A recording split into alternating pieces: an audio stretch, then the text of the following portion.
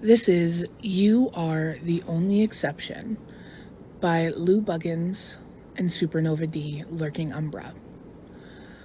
Troubled by his new feelings for Kirishima, Bakugou finds help from an unlikely source, the girls of Class 1A.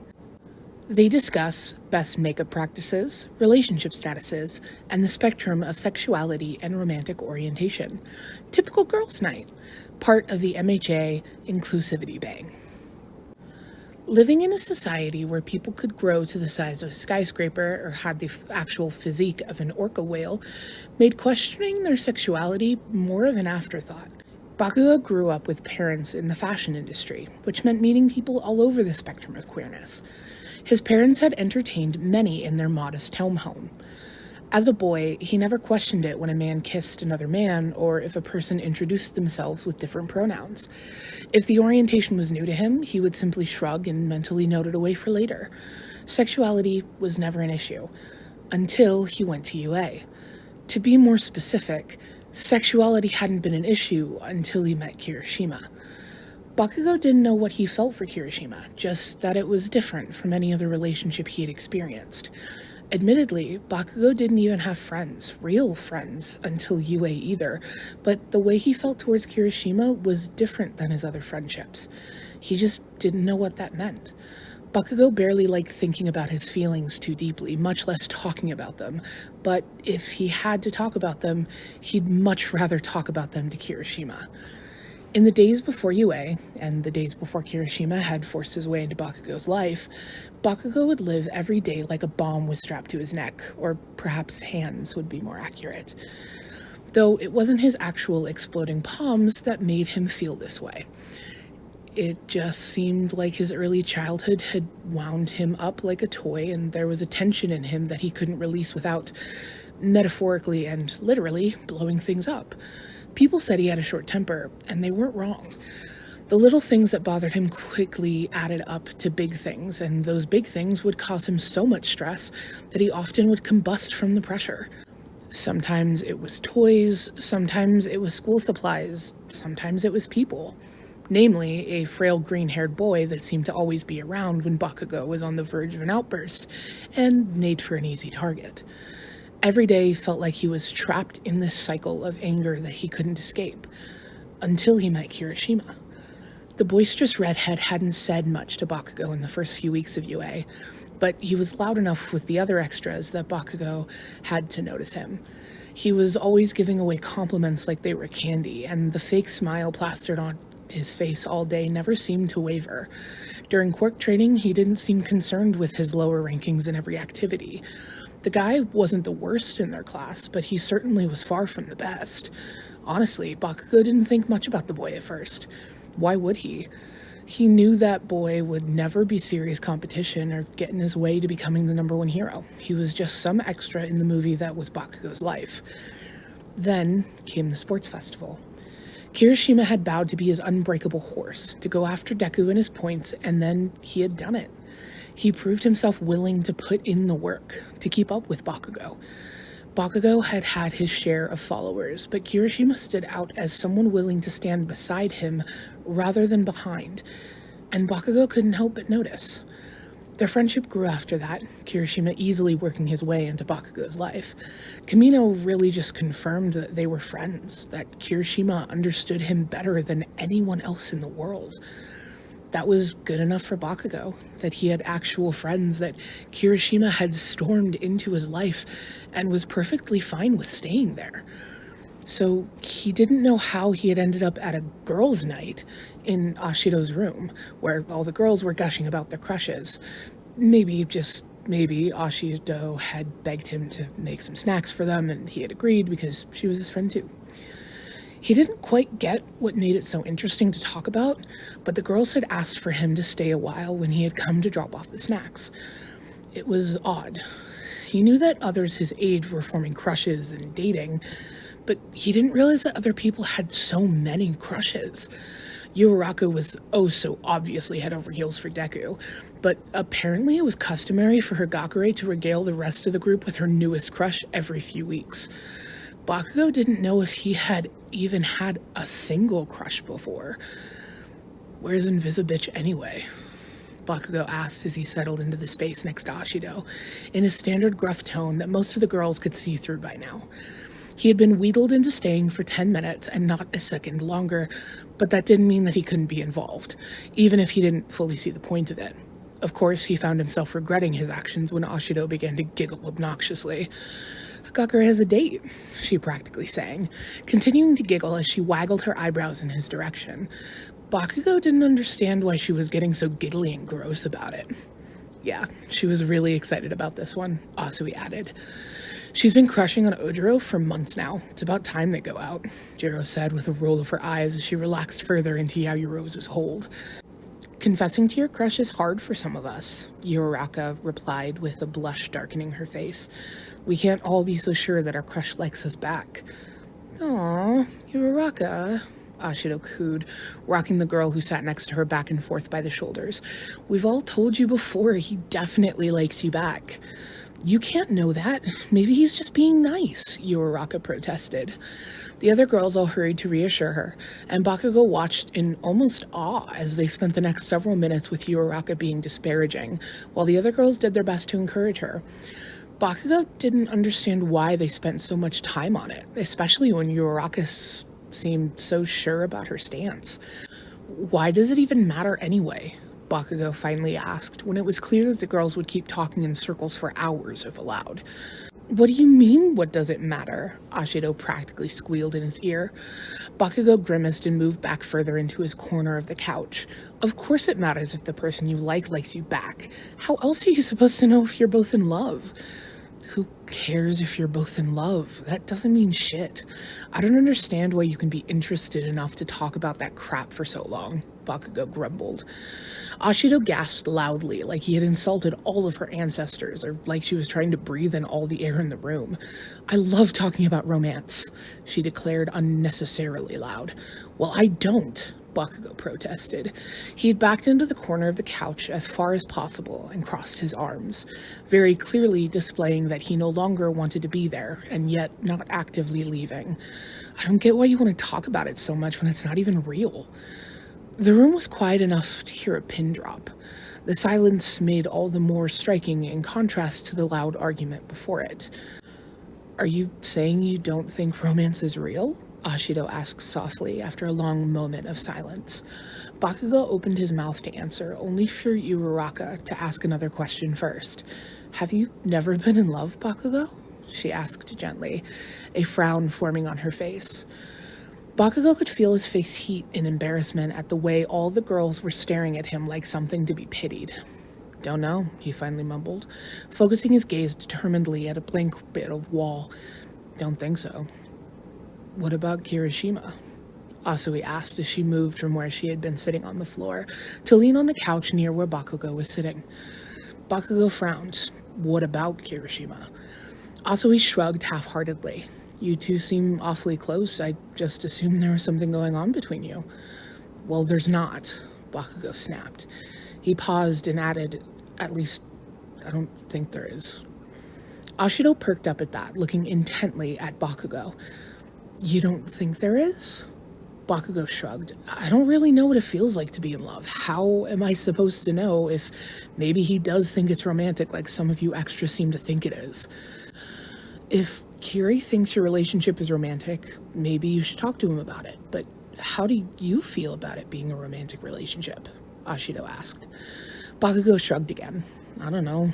What would make it romantic?" "Do you want to kiss him?" Uraraka blurted out, leaning forward slightly to look around Ashido at Bakugo. "Maybe," Bakugo said with a shrug. "I don't know." "What about holding hands?" Jiro added. Bakugo frowned in confusion. "We already do that." When all the girls stared at him, he quickly added, "Not all of the time, but sometimes. But that's... friends do that too, right?" "They can," Yaoyorozu said slowly, "but it can also be romantic, especially if you want to hold their hand all the time." Bakugo continued to frown, looking down at his hands for a long moment before glancing over at Yaoyorozu. "That doesn't make any sense," he grumbled, feeling his irritation rise. "So sometimes holding hands is not romantic, but sometimes it is? How would you even know the difference?" Yayorozu blinked at him as if he was asking a difficult question. Ashido, meanwhile, had practically lit up at this question, sitting up straighter from where she had been reclined on the couch. "Are you aromantic, Bakugou? Or at least somewhere on the spectrum?" Ashido asked, practically bouncing in her seat. "Am I what?"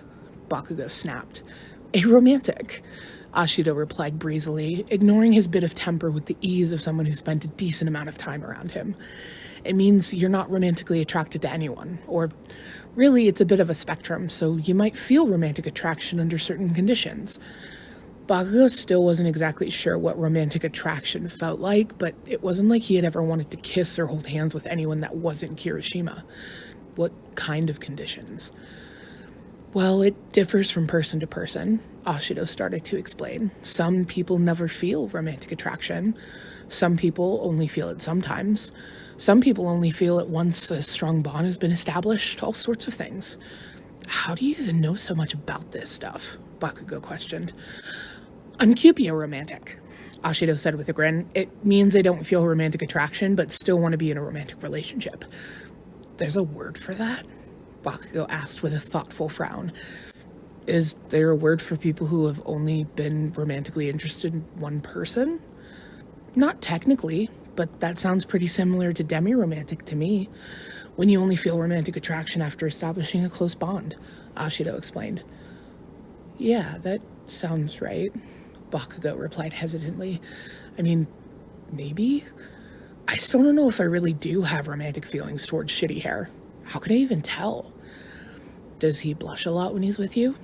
Do you blush a lot when you're with him? Does he touch you a lot, like rubbing your leg or putting his arm around your shoulders? When he holds your hand, do they get sweaty and does your heart race? Does he say nice things to you that make you feel butterflies in your stomach? Does he— Fuck! Enough already," Bakugou interrupted Ashido's many examples. "Yes, I guess I fucking blush a lot, but I don't pay attention to shitty hair's face to notice if he does too. Yes, he fucking touches me all the fucking time. Yes, my hands get fucking sweaty, but they do that all the time because of my quirk. And what the fuck do you mean does my heart race and do I feel butterflies? What the hell does that even mean?" Ashido shrugged as she admitted.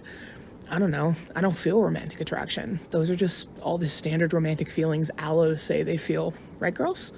She looked out at the group. Yayorozu and Uraraka nodded their heads. Jiro shrugged, and Asui taps her chin in contemplation.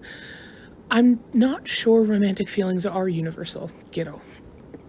"Yeah, I don't understand the whole butterflies in your stomach metaphor either. How would anyone know what that feels like?" Jiro added. "I think that's a bit of the point," Yayorozu said hesitantly. "It's an entirely different feeling from anything you might have felt before. But it's a fluttery feeling, usually. Odd metaphors aside, though, I think Mina was right, and you should probably talk to Kirishima about your relationship and how you feel." Bakugou made a face at the suggestion, but it wasn't like the girls didn't make a good point. A relationship involved two people, and it wasn't just up to him to decide what their relationship entailed. "Well, to me, it sounds like you might have a crush on Kirishima," Ashido said slowly. "But you don't have to act on it if you don't want to. You should at least try to see where Kirishima stands on the matter, though. Your relationship doesn't have to be either romantic or platonic, and you don't even really need to define it if that's not helpful for the both of you.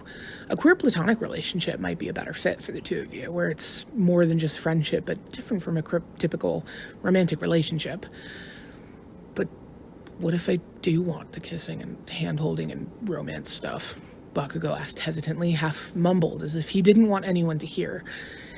He still wasn't sure if he actually did or not, but his feelings for Kirishima, whatever they actually were different from the way he felt about anyone else. He didn't know if that made them romantic exactly, but he definitely didn't feel the same way about Kaminari or Deku that he did about Kirishima. Kissing other people didn't sound all that appealing, but he didn't hate the idea of trying it with Kirishima. "Then you talk to him about wanting to do that kind of stuff," Ashido said gently. "A relationship is a two-way street. Plus, you said that it doesn't matter if the person you like likes you back or not, right? So you won't be afraid to talk to him like our Ochako here."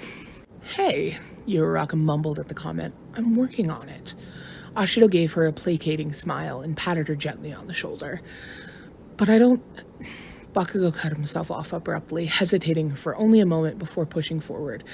What would I even say? Tell him how you feel, and ask him how he feels, Yayorozu spoke up. Ashido nodded enthusiastically before squeaking and reaching over to grab Bakugou's arm. Oh, and come back for next week's girls' night to tell us how it went. What? No, Bakugou grumbled, doing his best to shake off Ashido from her surprise attack of latching onto him. I didn't even want to come this time. You forced me to stay. And look how much progress you made, Ashido replied breezily, as if Bakugou wasn't literally pushing her away from him. You figured out that you're aromantic and that you might want to have a more romantic relationship with Kiri. Admit it. It was worth staying. Bakugou gave up on pushing her away with a heavy sigh. Yeah, maybe. I would have figured this out all on my own. Ashido raised a single eyebrow at him in disbelief. I would have figured it out eventually, he grumbled. Yeah, in a few years maybe, Ashido said with a roll of her eyes, finally letting go of Bakugou's arm and resuming her previous position. I'm glad we could help, though. When Bakugou grunted in response, she added, and it sure would be nice to know if our advice helped. Bakugou growled under his breath before throwing his arm up in the air in exasperation, only to cross them over his chest. Fine, I'll come back and tell you how it went, but you are not getting any details, and I'm not staying for more than 10 minutes. Jiro snorted, snuggling back into Yayorozu's arms. Sure, 'cause that's what you said this time, and look how well that worked out for you. Shut up, Bakugou growled, though the girls noticed that he didn't exactly make any motions to move, even now that it had been pointed out to him. Instead, he stayed until it was around the time he usually went to bed, at which point all of the snacks he had been eaten as well. He gathered up the used dishes and bid the girls goodnight, taking them downstairs to be washed. He didn't know what he was going to say to Kirishima just yet, but he had time. The next girls' night wasn't for another week, after all. Oh, this was cute, and I love this. Just all the girls talking to Bakugou and, like, helping him understand his own romantic orientation. My little queer heart is melting. I love this. Yeah. Sorry, I planned on coming back and recording some more a lot sooner, but I got distracted. You will learn very quickly I have ADHD, so I forget about a lot of things. So yeah, uploads might be a little sporadic, more sporadic than I'd like, but that's life. So yeah, if you guys enjoyed this, let me know. Did you love it as much as I did? Did you hate it? Actually, don't tell me that. If you liked this, then like the video, I guess. I don't know. I'm recording this and I currently have 60 subscribers. And to those of you who decided to like subscribe to this crap, and I say crap because I'm very self-deprecating. Thank you. Y'all are the sweetest. And I hope to get to know some of you in the comments. So feel free to have open discussions down there. I would love to be a part of it. Anyway, have a beautiful day, afternoon, evening, night. Have a beautiful life, I guess. Drink water, eat some food, see the sun, and I will see you all next time. All right. Bye.